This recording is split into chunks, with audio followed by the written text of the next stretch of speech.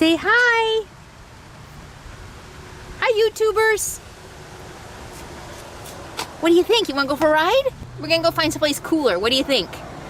Does that sound like a good idea? Yeah.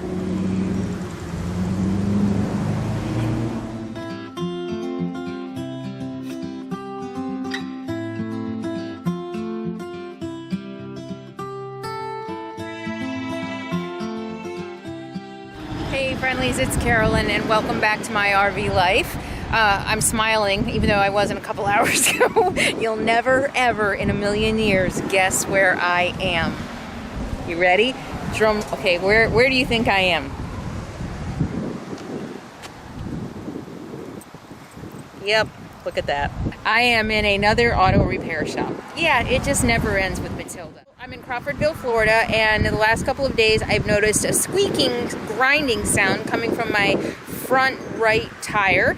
And even though I just had my brakes completely redone, at first I thought something was rubbing, and I looked and the casing on one of my shocks is melted, and I thought maybe it was that, but then it started sounding like it might have been grinding on my brakes. So I learned by now with Matilda, I better get it checked out. It was intermittent, it'd come and it'd go and it would stop, and so I ended up here at Crawfordville Auto Repair. It's a Monday morning. I got here at about 10:30 or 10 o'clock, and it's noon, and I'm out of here. And they took it apart and they inspected everything. There's a couple little things that that are just weird about Matilda. The brake line is too close to the exhaust manifold, so they're afraid the brake fluid might be overheating, and that might be causing the calipers to stick or something. There is a little bit of wear on my brakes and my rotors from that time that I had brake fade coming down that hill, but no big deal. He said they're in good shape.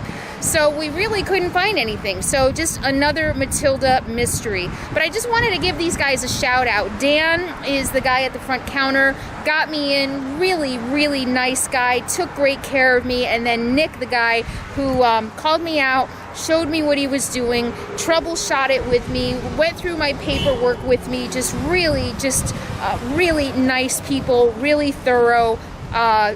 Explain my options to me, what we might be able to do, what he could and what he couldn't do. I can't say enough. When I come across good, especially small businesses who really do right, I want to give them a shout out. And in my adventures in my life, it just happens to me, I spend a lot of time in auto repair shops. It's not funny. I'm actually seriously thinking, I don't know how much more of this I can do. My generator's not working right, even though it was just in the shop for a week. I took it in to have all of my interior stuff checked out, the generator maintenance done and everything, and now it's not working. The refrigerator still is iffy, and then noises and this and that, and there's weird stuff going on with the brake lines that aren't factory, and I don't know who the hell owned Matilda and what they did, but I'm really just starting to feel like I need to cut my losses. And that means I'm probably going to have to finance something. So stay tuned as I make a decision about that. I think I am going to start shopping. I hate to have a payment on something, but at this point, I think that I can't keep putting money into Matilda. I just can't. Just wanted to give a shout out to these guys before I go. Nice place, Crawfordville, Florida. We're right outside. Bob, you don't have to hide. Bob is being very kind. We're right outside of Tallahassee. We spent the night here in the National Forest, an amazing, beautiful National Forest. But we're still heading out of here. Ever near Crawfordville, there are several auto repair shops in town. These guys got me in, took great care of me. Crawfordville Auto Repair, talked to Don. No, what did I say his name was? Dan and Nick. All right. That's another chapter in my Matilda saga. And look at Capone's ready to go. It's actually pretty convenient. It's 20 miles south of Tallahassee if you're passing through, say, from New Orleans or somewhere on 10, and it's convenient. And 20 more miles to the beach on the Gulf Coast. Lots of great camping. Yeah. Thanks, Bob. And for those of you who are in motorhomes, it's not always easy. I have found that being in a big motorhome cities are often challenging for finding places to work on because they pay a premium for property. So finding a bay big enough to lift and hold a big rig in bigger cities is often challenging for me. So someplace like Crawfordville is perfect. It's 20 miles outside of Tallahassee. There's room, they're spread out, and they had plenty of space for me. So, and we're gonna hit the road. Wish us luck.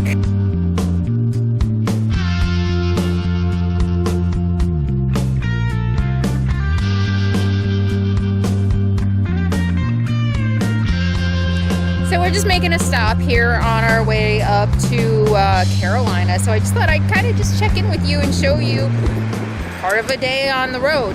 We're just stopped at a rest area here outside of, we just crossed the Georgia border. I really don't know where we are. I wanted to take the back road. So we're on a back road, kind of, sort of. And just stopped in to get something to drink. I look everywhere for fountain iced tea unsweetened, and it's almost impossible to find, especially in the South, I guess. So I had to settle for a bottle of Pure Leaf. So I'm just gonna start making it in my rig because this is my new, I'm giving up my Starbucks for iced tea for my little caffeine boost in the afternoon. But just thought I'd say hi, check in. We're gonna walk the dogs. Bob got a big hunk of pizza.